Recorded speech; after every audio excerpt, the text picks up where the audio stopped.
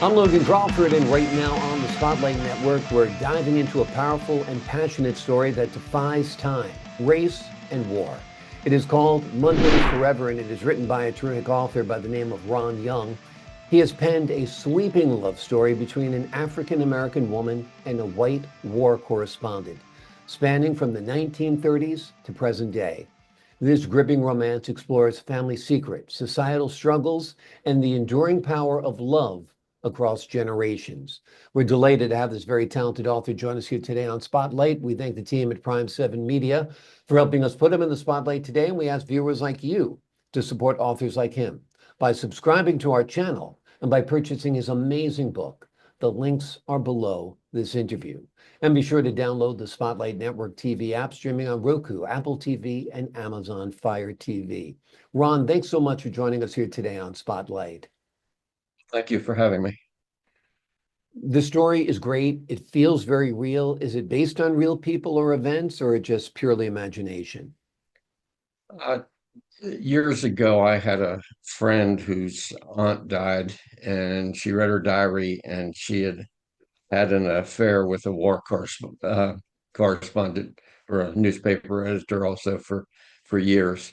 And I just took that and ran with it. Everything is fiction other Yeah. than the idea. Yeah, well, that's very cool. You've taken like a real premise from somebody's diary and developed it into a full story. Have you envisioned this as a film? It seems like it'd be very cinematic. It's such a forbidden love story in a way. Uh, I didn't start out that way when I was writing it, but by the time I got to the end, I thought it. I'm a big movie fan, and I thought it would make a good one. Yeah, absolutely. Well, you've done the hard part. The work is out there, so hopefully lines up in the right hands and somebody wants to turn it into a film because I think it would be terrific. Let's give the folks at home an overview of the story. They know the bare bones, but give them a little bit more. Well, the book begins when Jasmine Greer, the main character of the book, is 98 years old and she's in bed dying, and she's waiting for these two young women she helped raise to come back to her side, and kind of telling God, "You've waited for me 98 years. You can wait a few more hours." And she hands them each a leather-bound book called Mondays Forever, and she passes away, and they begin reading it. And it's the story of her secret life. Uh, she grew up in Frederick, the daughter of a African American preacher, actually on the street where I lived. Mm. And her father got transferred to Pennsylvania. She came back and graduated from Morgan University in Maryland when she was 19, went to New York and worked for a African American publishing company. And they were asked to go to a USO dance for an African American troop that was about to be sent overseas. And she loved reading and wanted to travel. And she saw an opportunity there and volunteered for the USO and was sent to London and set up a library and a hospital to read to, teach some to read, and met a Italian woman on the way over, and they became lifelong friends. And one night, going into a bomb shelter, she tripped, and this war correspondent caught her, and they fell in love. And uh, he got sent back to America as the war ended. He was married, had a wife who was dying, and he promised to come back and be with her till the end. And he was very open with both women. Um, she found out she was pregnant, had a child, uh, came back to Frederick, Maryland, with this Italian woman whose husband was killed in the war, and raised the daughter. Eventually, one of them needed to work, and uh, segregation in 1946. She couldn't find a job in Frederick up to her education. So she went to Baltimore and got a job in the Pratt Library. And one day, the war correspondent walked in. They hadn't seen each other for 6 years. Hmm. And their day off for both of them was on Monday. and they started seeing each other on Monday and saw each other for nearly 50 years every Monday. Other times too, but principally on Mondays. And they began writing together, became bestsellers, and it goes on from there with some Yeah. twists and turns. I guess I shouldn't give the whole story away. No, you don't want to give it all away, and hence the title Mondays Forever, which is a very intriguing title, because most people view Mondays as not a great day, but this was a Yeah. great day for the two of them, no doubt. Why did you choose to explore an interracial couple back in the 1930s?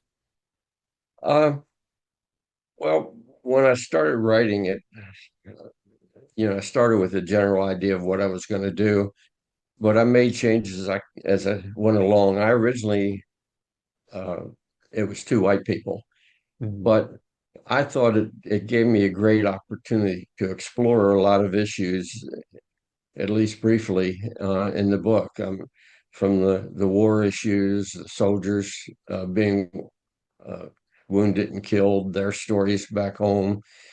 And so I then decided to work in some social issues. So I switched the character to an African American woman, and it allowed me to uh, deal with interracial marriages, with segregation at the time. As the book went on, and her daughter was born, it let me get into the Vietnam War, and so I just took an opportunity to deal with some of the cultural and social issues during this whole span from the 1930s to the present day. Yeah, I think it was a terrific vehicle to do that within the context of this relationship, and very, very intriguing indeed. What's the message you hope readers take away from the story? Um, I was the things I was looking at, and it ends with some of this at the end. Um, Passing it forward, charitable acts, involving yourself in the community, love relationships, and how they can work under uh, straining or different uh, problems. It just gave me an opportunity to really delve into a lot of uh, cultural and uh, racial issues. And so I was trying to pass on the fact that it's a good thing. It can be very enriching to open your life to experiences outside what you might have normally, and then through the generations how things change. So I was trying to just travel that whole spectrum of time, love, culture, relationships, and whatever. It just gave me an opportunity to just briefly touch on a whole lot of things. So I think people might get a perspective of the time and how things change. Yeah. How much have things changed? In the 1930s, a black woman and a white man having a relationship was next to or nearly or perhaps completely impossible because of social pressure. Things are obviously better right now, but do you still think there is prejudice against couples that are interracial?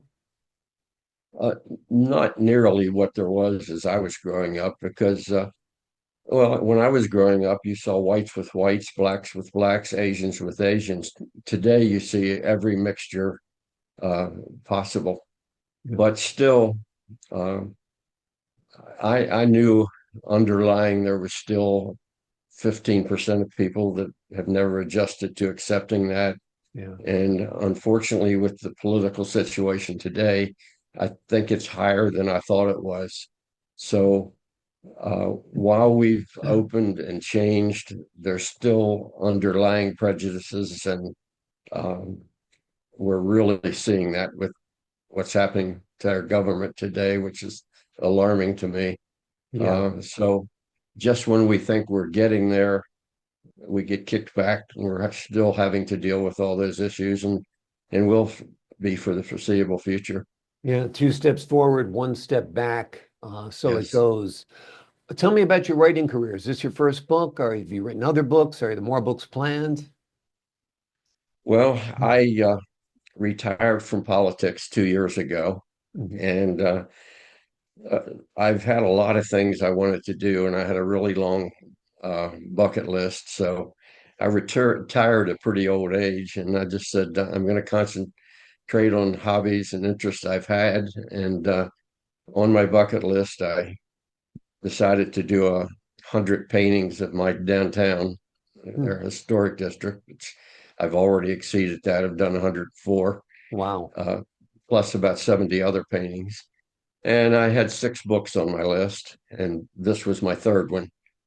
I did a political novel. I did a book on my years as mayor of my city and how we brought it back from a dying town to one of the most vibrant small cities in the country. Mhm. And then I never thought about a love story, and but I started writing this, and that's where it led, dealing with issues. But basically, it is a love story. Um, I have 4 more books I'm working on. Hmm. Uh, I don't know if it's a good or bad thing, but I always read 6 or 7 books at the same time. I'd read one until I got bored, read another. Yeah, Uh, I paint the same way, and I'm writing the same way. Uh, wonderful. Well, we're glad your retirement years are prolific. We're glad you penned this book because it's wonderful. It is called Mondays Forever. It's written by Ron Young. It is a sweeping love story between an African American woman and a white war correspondent, spanning from the 1930s to present day. It is a gripping romance that explores family secrets, societal struggles, and the enduring power of love across generations. Ron, thank you so much for joining us here today on Spotlight. Thank you for having me. I really appreciate it. I appreciate your time, your insight, and your wisdom. To the folks at home, I'm Logan Crawford, thanking you for your time this time until next time on Spotlight.